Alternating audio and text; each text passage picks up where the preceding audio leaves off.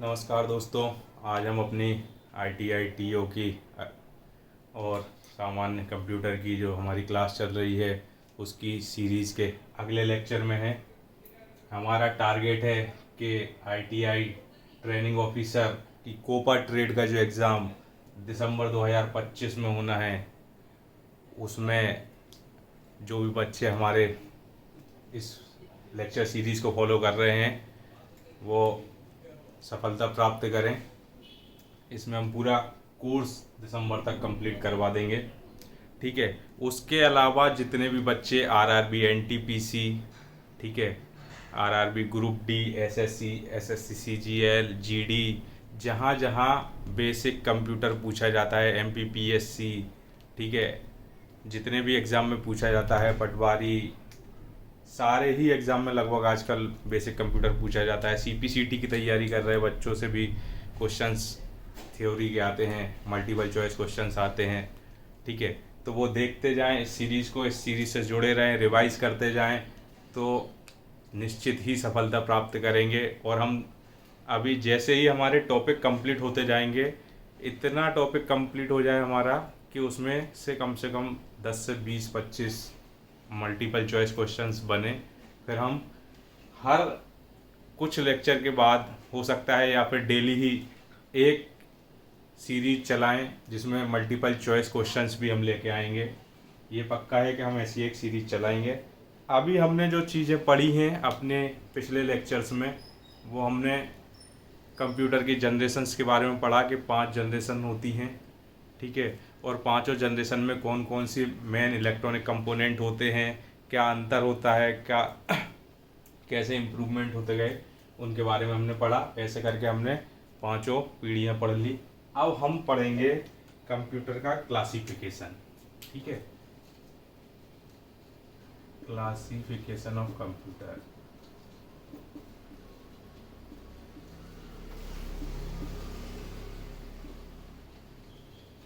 ठीक है, क्लासिफिकेशन को हम हिंदी में क्या बोलते हैं? वर्गीकरण, ठीक है, वर्गीकरण। कंप्यूटर का वर्गीकरण पढ़ेंगे हम। कंप्यूटर का वर्गीकरण हम 2 आधारों पे करते हैं, ठीक है, 2 आधारों पे करते हैं। एक तो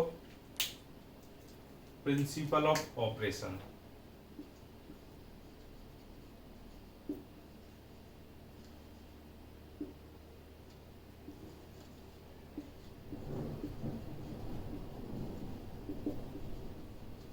मतलब कि कार्य शैली के आधार पर,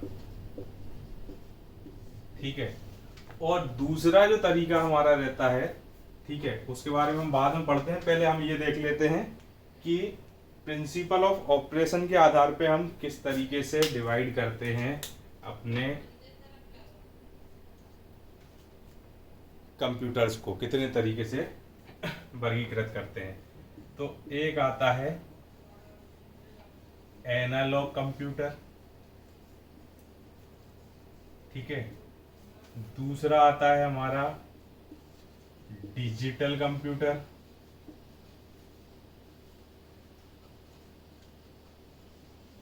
और तीसरा आता है हमारा हाइब्रिड कंप्यूटर।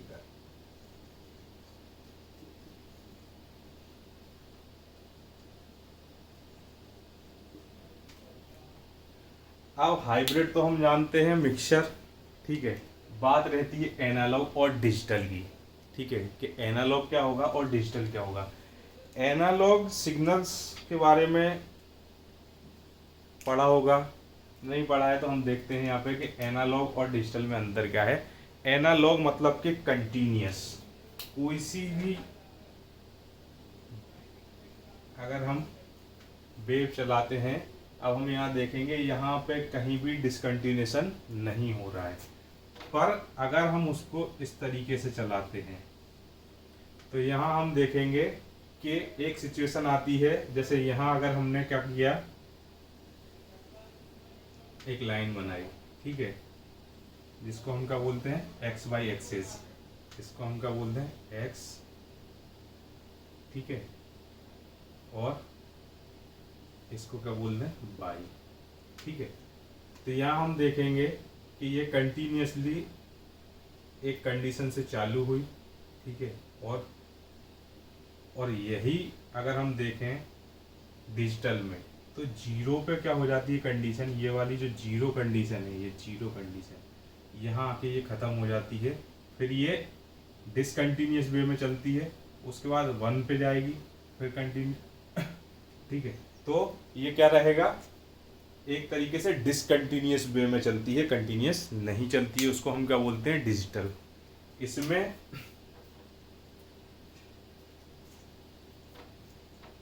इस एक्सिस को हम एक्स बोल देते हैं, ठीक है, और ये वाई।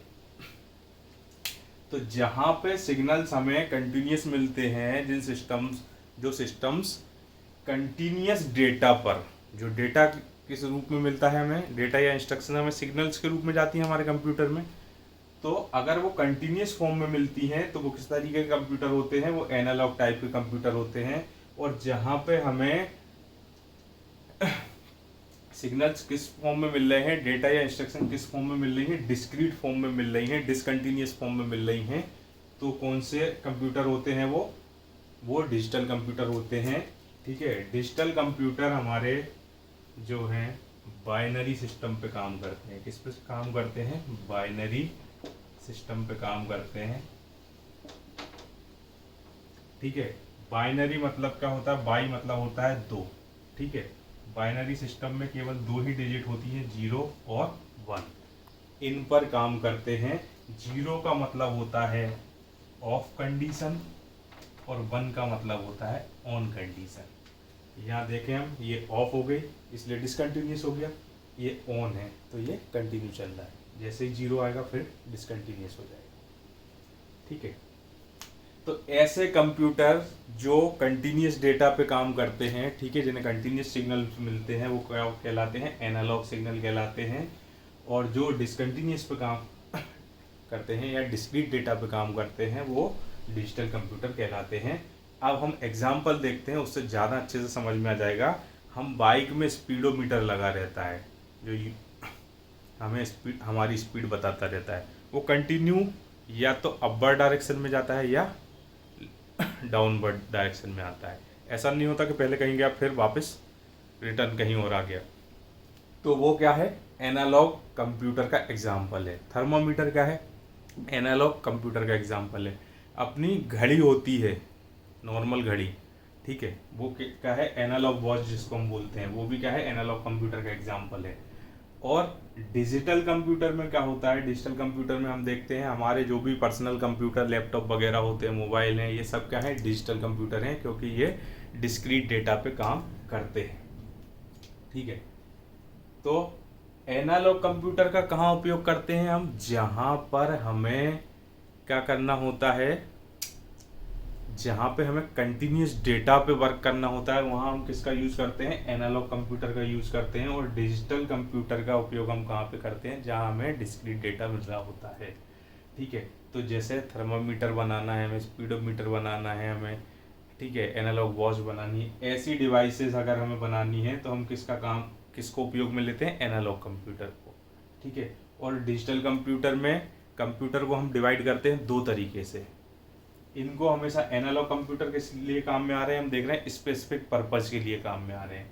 डिजिटल कंप्यूटर को हम 2 तरीके से डिवाइड कर देते हैं, स्पेसिफिक पर्पज़ और जनरल पर्पज़।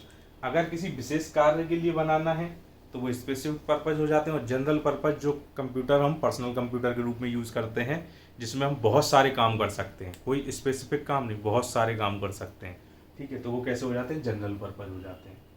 अब बात करते हैं हम हाइब्रिड कंप्यूटर की, कि हाइब्रिड कंप्यूटर क्या होता है।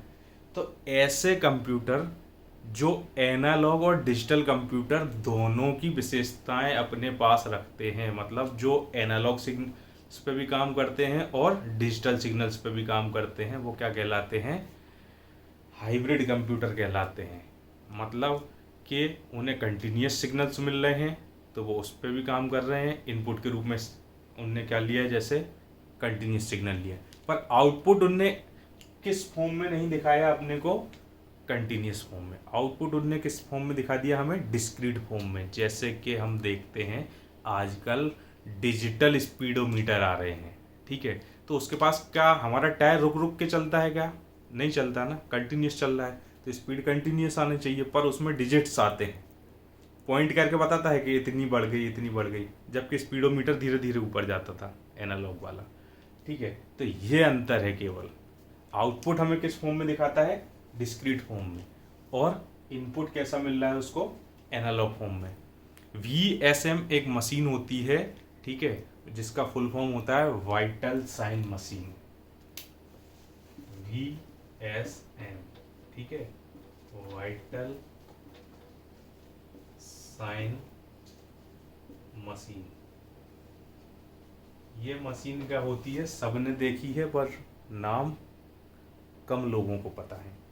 हम ऑपरेशन थिएटर में जाते हैं, एक स्क्रीन मॉनिटर लगा हुआ देखते हैं, ICU में जाते हैं, एक स्क्रीन मॉनिटर लगा हुआ देखते हैं, जिसपे ECG, ब्लड प्रेशर, पल्स सब चल रहे होते हैं, ठीक है। उस मॉनिटर को VSM मॉनिटर बोलते हैं, या VSM मशीन बोलते हैं, वाइटल साइन मशीन, मतलब जो जरूरी साइंस है। उसमें क्या होता है, इनपुट जो लिया जाता है वो एनालॉग के फॉर्म में लिया जाता है, ठीक है, और जो आउटपुट हमें नंबर्स के फॉर्म में दिखाए जाते हैं, डिजिटल फॉर्मेट में दिखाए जाते हैं, तो वो क्या है? एक हाइब्रिड कंप्यूटर है, ठीक है। तो हाइब्रिड कंप्यूटर कौन से कंप्यूटर हो गए? जिनमें एनालॉग और डिजिटल दोनों काम करते हैं।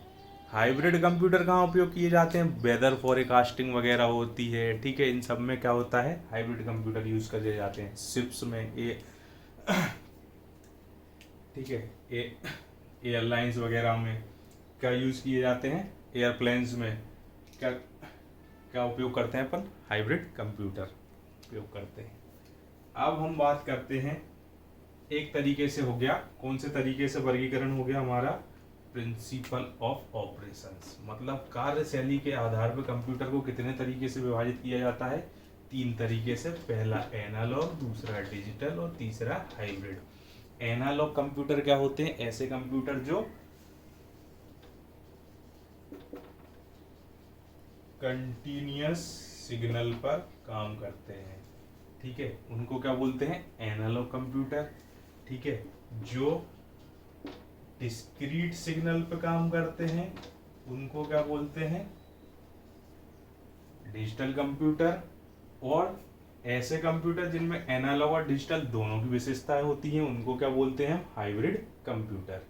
और डिजिटल कंप्यूटर हमारा किस पे काम करता है? बाइनरी नंबर सिस्टम पे, जिसमें 0 मतलब ऑफ, 1 मतलब ऑन।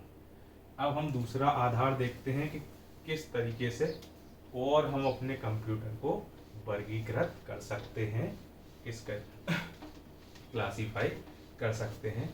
तो अब जो हम वर्गीकरण करेंगे वो वर्गीकरण होगा हमारा किस आधार पर?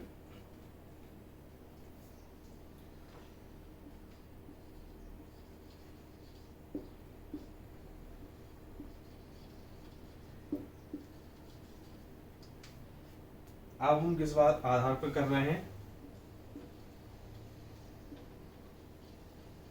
कंप्यूटिंग स्पीड हो गई उसकी, ठीक है, मेमोरी हो गई,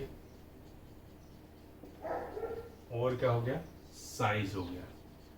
इसके आधार पे हम डिवाइड करते हैं, ठीक है, इसके आधार पे हम क्या करते हैं? वर्गीकृत करेंगे कंप्यूटर को। तो इसके आधार पे जो कंप्यूटर होंगे हमारे, वो फिर से अभी 3 टाइप के थे, अब 4 टाइप के कंप्यूटर मिलेंगे हमें। सबसे पहला जो टाइप मिलेगा हमें, सबसे पहला जो हमें टाइप मिलने वाला है उसको हम क्या बोलते हैं? पहला टाइप जो हमें मिलेगा उसको हम बोलते हैं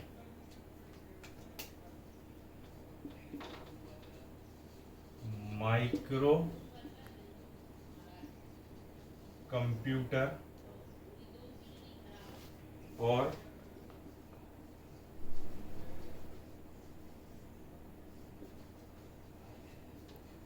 पर्सनल कंप्यूटर, ठीक है। पहला टाइप जो है वो माइक्रो कंप्यूटर या पर्सनल कंप्यूटर हम जिसको बोलते हैं, ये कब आया? ये 1970 में आया, ठीक है, 1970 में आया ये, ठीक है। माइक्रो कंप्यूटर क्यों बोला गया इसको? क्योंकि ये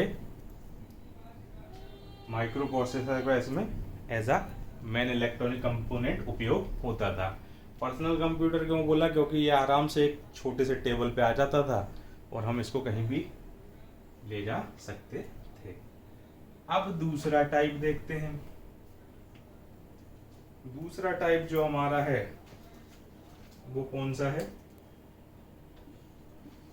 मिनी कंप्यूटर।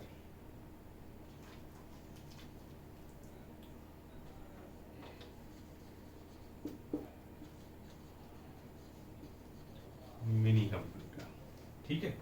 मिनी कंप्यूटर का जो कंसेप्ट है वो 1960 में आ गया। 1960 में मिनी कंप्यूटर का कंसेप्ट आया। मिनी कंप्यूटर क्या था कि इसमें जो है सेंट्रलाइज इंफॉर्मेशन इकट्ठी की जाती थी, स्टोरेज के लिए इसका उपयोग किया गया। छोटे छोटे कंपनियां जो थी उनको क्या चाहिए था कि ऐसे कंप्यूटर चाहिए थे जिनका स्टोरेज ज़्यादा हो, ठीक है।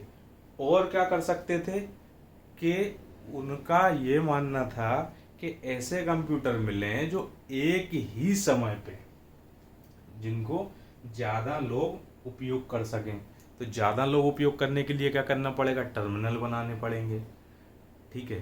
टर्मिनल्स को एक सीपीयू से कनेक्ट करना पड़ेगा। अब टर्मिनल्स क्या होते हैं? टर्मिनल्स मतलब क्या होते हैं कि ऐसे सिस्टम जिनमें मॉनिटर हो और इनपुट और आउटपुट डिवाइस हो, ठीक है। इसके अलावा प्रोसेसिंग डिवाइस ना हो, ठीक है। मतलब मॉनिटर हो, कीबोर्ड माउस हो और प्रिंटर हो। प्रिंटर भी सिंगल से काम चल जाएगा, कोई आवश्यकता नहीं है ज़्यादा की, पर एक मॉनिटर और एक कीबोर्ड होना चाहिए। मतलब एक इनपुट डिवाइस एक आउटपुट डिवाइस तो वहाँ पे होना चाहिए। उनको हम क्या बोलते हैं? टर्मिनल।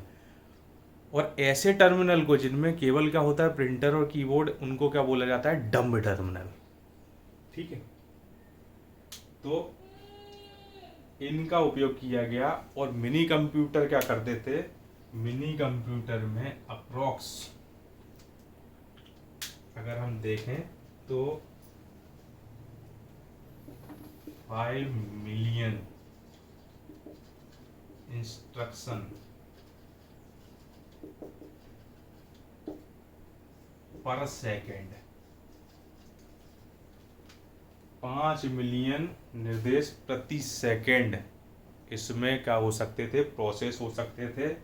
और लगभग 4000 यूजर एक साथ, 4000 यूजर एक साथ टर्मिनल के माध्यम से एक कंप्यूटर को उपयोग कर सकते हैं। इस तरीके के कंप्यूटर को हमने क्या बोला? Mini computer. अब हम बात करते हैं तीसरे टाइप के बारे में। तीसरा जो टाइप हमारा आएगा वो कौन सा टाइप है उसके बारे में बात कर लेते हैं हम। इसको देख लीजिए, एक बार लिख लीजिए।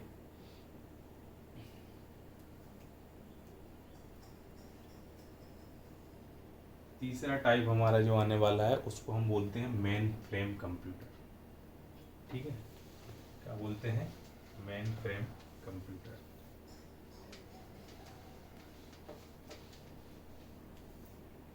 थर्ड टाइप जो है हमारा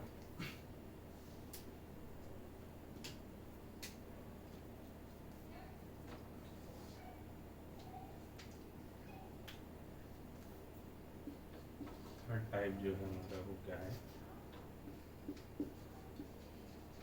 मेन फ्रेम कंप्यूटर, ठीक है। ये कब आए? ये कंप्यूटर है हमारे पास 1975 में। 1975 में हमारे पास कौन से कंप्यूटर आए? मेन फ्रेम कंप्यूटर आए। मेन फ्रेम का क्या हो गया? माइक्रो कंप्यूटर से बड़ा साइज था मिनी कंप्यूटर का, और मिनी कंप्यूटर से ज़्यादा बड़ा साइज किसका था? मेन फ्रेम कंप्यूटर का। साइज तो था ही बड़ा, उसमें क्या हो रहा था हम देख रहे थे 4000 यूजर एक टाइम पे काम कर सकते थे। मिनी कंप्यूटर मतलब वो मल्टी यूजर था, ठीक है। मेन फ्रेम कंप्यूटर क्या था? Multi user and multitasking at same time, मतलब कि बहुत सारे यूजर बहुत सारे अलग अलग तरीके के काम एक ही टाइम पे मेन फ्रेम कंप्यूटर में कर सकते थे, जबकि मिनी कंप्यूटर में बहुत सारे यूजर तो काम कर पा रहे थे पर अलग अलग टाइप के काम नहीं कर पा रहे थे, एक ही टाइप का काम करना पड़ रहा था। ठीक है, अब इसमें हम देखते हैं कि लगभग कितने यूजर। ठीक है, तो लगभग 50,000 यूजर एक समय पे काम कर सकते हैं मेन फ्रेम कंप्यूटर में। ठीक है, और लगभग 1600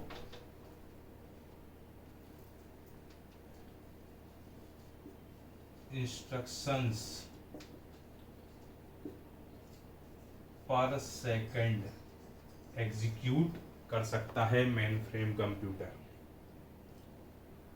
अब इसका उपयोग हम देखें तो उपयोग कहाँ होता है, वो हमने देखा था कि सेंट्रलाइज रूप से अगर हमें इंफॉर्मेशन किसी छोटी कंपनी में क्या करनी है, स्टोर करनी है, तो हम किसका उपयोग कर ले रहे थे, मिनी कंप्यूटर का।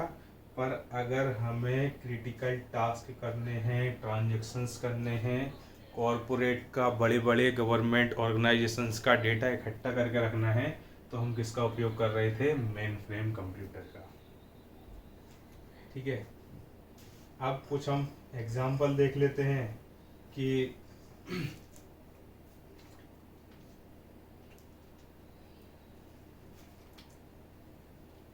एक NEC 610, ठीक है, और एक DEC 10। ये दो जो हमने बॉक्स बना देते हैं, इससे अलग दिखता रहे, ये एग्जाम्पल है मेन फ्रेम कंप्यूटर के। और मिनी कंप्यूटर के भी हमें एग्जाम्पल लिखने थे, तो हम लिख लेते हैं। आप अपना पेज जहाँ भी लिख रहे हैं वहाँ लिख लें, VAX 880, ठीक है, और AS 400, ये हमारे जो हैं वो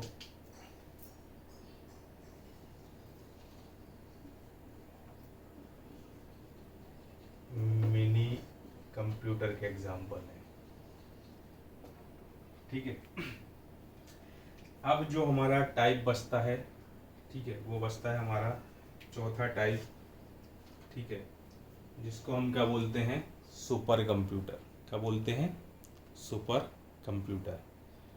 इन सारे कंप्यूटर जो हमने पढ़ा, micro computer, mini computer, mainframe computer, इन सबसे ज़्यादा तेज, सबसे ज़्यादा साइज में बड़ा, सबसे ज़्यादा स्टोरेज कैपेसिटी में बड़ा, मतलब हर तरीके से देखा जाए तो सबसे ज़्यादा अच्छा कंप्यूटर अगर कोई सा कंप्यूटर है तो वो कौन सा होता है, सुपर कंप्यूटर। ठीक है, ये सब आपने लिख लिया होगा।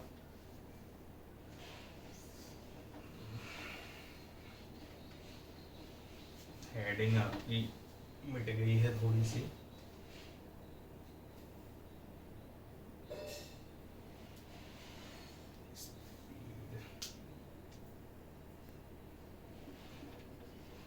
मेमोरी एंड साइज, ठीक है। अब हमारा जो चौथा सिस्टम आ रहा है, उस सिस्टम को हम क्या बोलते हैं, सुपर कंप्यूटर।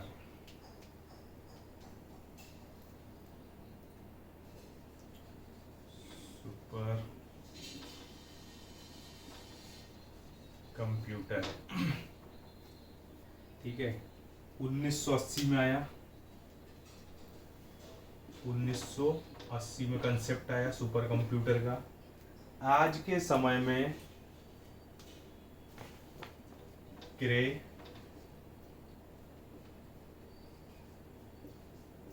IBM और HP जैसी कंपनियां सुपर कंप्यूटर बनाने लग गई हैं। ठीक है। सुपर कंप्यूटर में होता क्या था, तो फास्टेस्ट कंप्यूटिंग, ठीक है, लार्ज इन साइज, ठीक है, और हाई मेमोरी स्टोरेज, और हाई की जगह हम इसको क्या लिख सकते हैं, वेरी हाई, ठीक है, वेरी, ठीक है, फास्टेस्ट लिख ही दिया है हमने, ठीक है। लार्जेस्ट इन साइज बोल सकते हैं। और एक चीज हम जो देख रहे थे, ठीक है, अभी हमने देखा था 16 मिलियन, ठीक है, मिलियंस ऑफ इंस्ट्रक्शन पर सेकेंड। ये जो हमारे सिस्टम है सुपर कंप्यूटर, ये ट्रिलियंस ऑफ इंस्ट्रक्शंस पर सेकेंड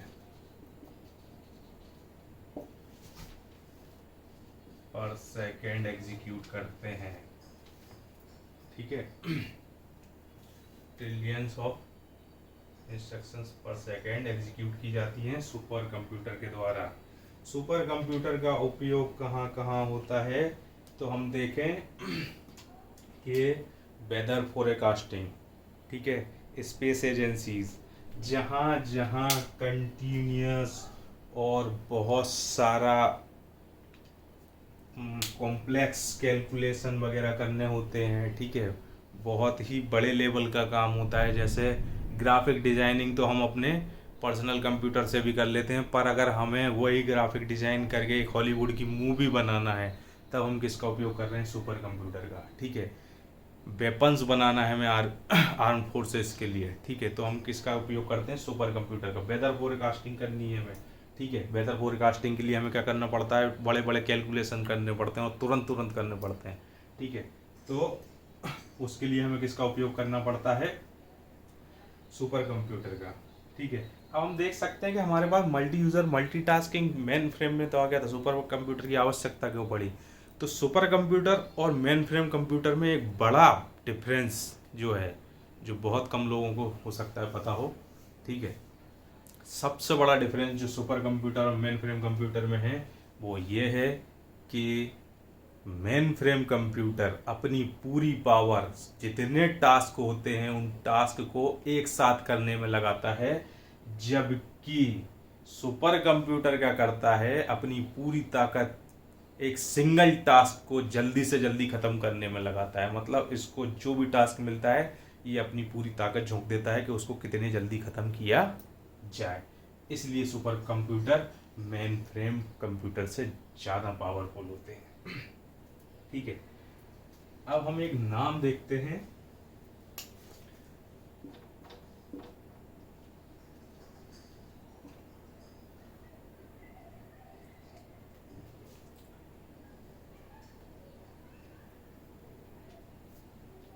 टाइम 1 दुनिया का सबसे तेज कंप्यूटर हुआ करता था अक्टूबर 2010 तक। टाइम 1, ठीक है, दुनिया का सबसे तेज कंप्यूटर हुआ करता था अक्टूबर 2010 तक, ठीक है। और वो भी कहाँ पर लगा हुआ है, किस देश में है, चीन में, ठीक है, कहाँ पर है, चीन में। अब कुछ कंप्यूटर्स के हम नाम देख लेते हैं, जो कौन से कंप्यूटर हैं हमारे सुपर कंप्यूटर हैं, ठीक है, कौन कौन से हैं, तो क्रे, एक्सपी, ठीक है, परम अपने भारत का है, डीप ब्लू, ठीक है, और ETA10, ये कुछ सुपर कंप्यूटर्स के नाम हैं। और उनमें ही एक नाम कौन सा है, टाइम 1, जो कहाँ पर है, चीन में, ठीक है। ये हमारी आज कंप्यूटर का वर्गीकरण हो गया। कल हम कंप्यूटिंग डिवाइस, कंप्यूटर किन किन से मिलकर बनता है, कंप्यूटर कैसे कार्य करता है, उसके बारे में चर्चा करके और इस टॉपिक को हम यहाँ ख़त्म कर देंगे। इसके जस्ट बाद हम एक क्लास लेंगे जिसमें हम कंप्यूटर फील्ड रिलेटेड जितने भी इंस्टेंस हुए हैं उनकी क्लास ले लेंगे और उसके बाद हम अपना ऑपरेटिंग सिस्टम के बारे में पढ़ना शुरू कर देंगे। ठीक है, मिलते हैं अगली क्लास में, तब तक के लिए धन्यवाद। Please like, subscribe and share अगर आपको ये क्लास अच्छी लग रही है।